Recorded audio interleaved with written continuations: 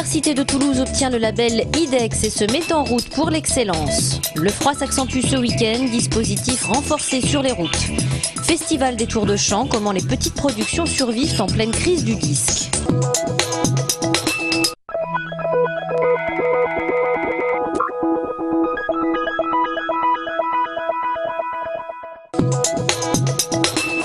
L'Université de Toulouse obtient le label IDEX au rattrapage. Recalé en juin dernier, le Presse a revu sa copie et obtient une reconnaissance qui lui donnera demain une visibilité internationale.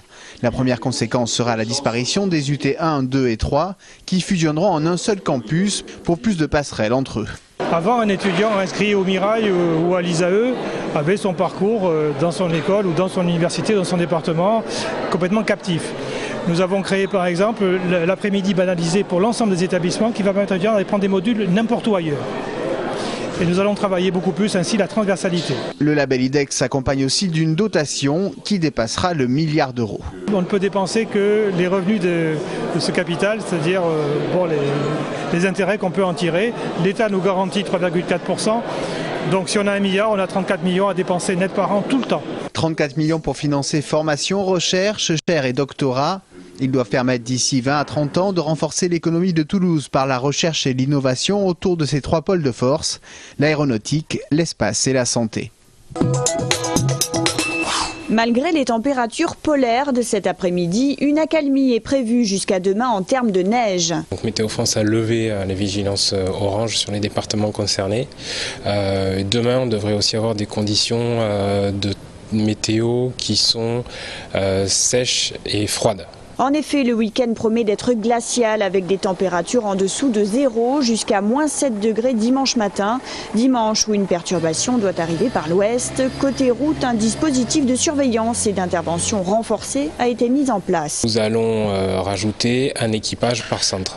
Donc sur Toulouse, on sera à 3 équipages pour intervenir. Sur Carbone et l'A64, on sera à 3 équipages. Et à Saint-Béat, dans la vallée du Huchonnet, on sera à 2 équipages. Pour l'instant, Météo France ne prévoit pas d'autres épisodes neigeux pour que les températures remontent. En revanche, il faudra attendre la fin de la semaine prochaine. Et un de plus, le 4e bâtiment vide depuis 1 an réquisitionné par le centre social autogéré, le CREA, accueille d'ores et déjà 3 familles depuis le 25 janvier. Dans le cadre de la campagne Zéro enfant à la rue. Ce bâtiment donc, il appartient cette fois-ci à la mairie et on va pouvoir y héberger à peu près 5-6 familles, on ne sait pas encore, ça dépendra du nombre d'enfants qu'ils ont. Après un entretien mercredi dernier entre le CREA et Madame Touchefeu, adjointe à la mairie, elle déclare qu'il y aurait un projet d'aménagement de quartier en cours, mais aucun détail sur la date du début des travaux. Bon, je pense qu'on va réussir à passer l'hiver ici, ça, il n'y a pas de souci, on va pouvoir rester quelques mois, entre 3 mois, 6 mois, voire 1 an, on ne sait pas combien de temps ça va durer, mais la mairie a clairement dit qu'ils voulaient récupérer le bâtiment pour pouvoir y faire leur projet.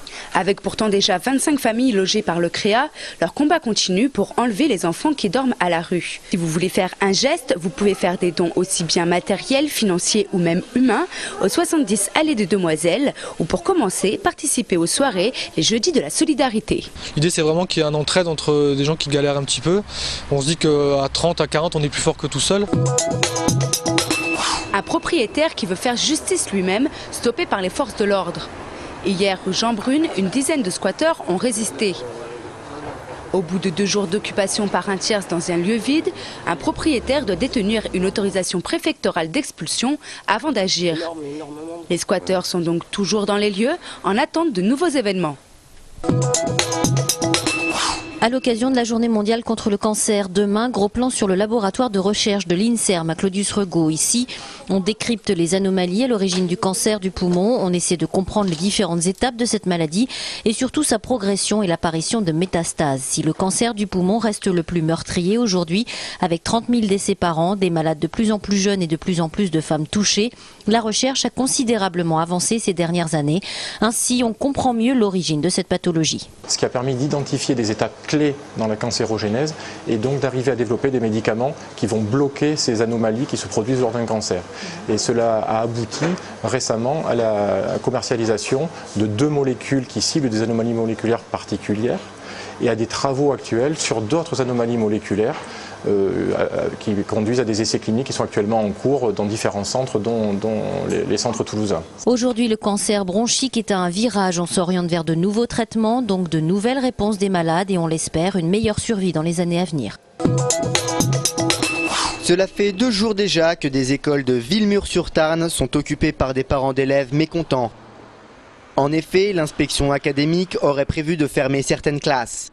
Une manifestation aura lieu demain à 10h30 au départ de Jeanne d'Arc, Toulouse, pour protester contre cette mesure purement économique. Marine Le Pen en meeting au parc des Expositions dimanche après-midi. En marge de cette venue, une manifestation organisée par le comité de vigilance contre l'extrême droite est prévue place La Fourcade à partir de 14h30. Football, le derby de la Garonne à l'occasion de la 22e journée de Ligue 1. Le TFC s'en va défier les Girondins de Bordeaux à Chabandelmas. Un match toujours à part. Cette saison, souvenez-vous du match aller, les hommes d'Alain Casanova s'étaient imposés 3-2 en toute fin de match grâce à un but d'Emmanuel Rivière. Bordeaux TFC, c'est samedi dès 21h. Rugby, pas de match de top 14 ce week-end, mais l'entrée en lice du 15 de France dans le tournoi des 6 nations. Les hommes de Philippe Saint-André affrontent l'Italie au Stade de France. 5 Toulousains seront titulaires, du Sautoir comme capitaine, Servat, Claire, Médard et Picamol. Poux, Maestri et Boxis seront quant à eux sur le banc des remplaçants au moment du coup d'envoi, samedi à 14h30. Merci d'être là, j'espère que vous avez le show. Nous sommes ici pour l'argent, on fait juste notre boulot. Enterré sous X cet après-midi en répétition avant un concert ce soir à l'Espace Bonnefoy. Un groupe toulousain qui cherche à se développer dans un secteur compliqué. Aujourd'hui, la crise du disque rejaillit sur le marché des spectacles. Pour compenser les pertes de vente de disques, les prix des spectacles des grandes vedettes flambent. 100 à 200 000 euros pour un artiste national, 200 à 500 000 euros pour une star internationale. L'équipe du Festival des Tours de Chant a décidé de rester sur une petite formule, sans spectacle à grosse jauge. Les festivals en fait sont obligés de faire des choix un peu guidés par l'état du marché de la musique, mais qui peuvent être aussi des choix très volontaires. Mais il est vrai qu'il faut grossir, je pense, ou être petit. Mais il y a un niveau intermédiaire qui est très difficile de conserver. C'est vrai qu'il y a une inflation du coût des cachets des artistes. Ça, c'est notable. Je pense que c'est aussi bien sur le plan national qu'international. Bon, à l'international, c'est très flagrant. De plus, il y a une multiplication des événements. Il y a eu une multiplication des événements ces dernières années. Donc, c'est la course un peu pour avoir les gros artistes. C'est vraiment... il faut se positionner tôt, il faut être dans les meilleures offres, il y a un système d'offres qui fait un peu monter les enchères. Chaque année, le Festival des Tours de Chant arrive tout juste à l'équilibre, un équilibre précaire puisque les subventions des collectivités nécessaires à ce genre d'événements sont de plus en plus compromises.